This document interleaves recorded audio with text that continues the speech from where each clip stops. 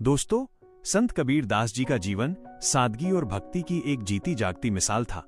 एक बार कबीर जी के घर में बहुत गरीबी थी और खाने के लिए केवल 2 सूखी रोटियां बची थीं। कबीर जी और उनकी पत्नी लोई भूखे थे, लेकिन कबीर जी के चेहरे पर फिर भी संतोष था। तभी उनके द्वार पर एक अत्यंत वृद्ध और भूखा साधु आ गया। साधु ने बड़े ही कातर स्वर में कहा, बेटा, क्या खाने को कुछ मिलेगा? मैं कई दिनों से भूखा हूं। कबीर जी ने बिना एक पल सोचे अपनी और अपनी पत्नी की वो दोनों रोटियां उस साधु को आदर के साथ खिला दी।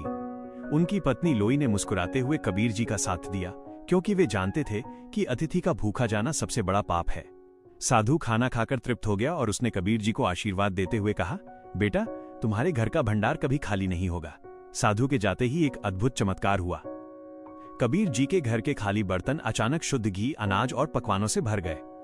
घर की टूटी झोपड़ी एक भव्य स्थान की तरह महकने लगी। कबीर जी समझ गए कि वो कोई साधारण साधु नहीं, बल्कि स्वयं ईश्वर उनकी परीक्षा लेने आए थे। इस कहानी से हमें ये सीख मिलती है कि जब हम दूसरों की मदद करते हैं तो भगवान स्वयं हमारी मदद के लिए चले आते हैं। अगर आपको कबीर जी की ये कहानी पसंद आई तो कमेंट में जय कबीर देव या सत्य साहिब जरूर लिखें। अगर आपको ये कहानी पसंद आई हो तो हमारे चैनल को जरूर सब्सक्राइब कीजिए प्यारे दोस्तों।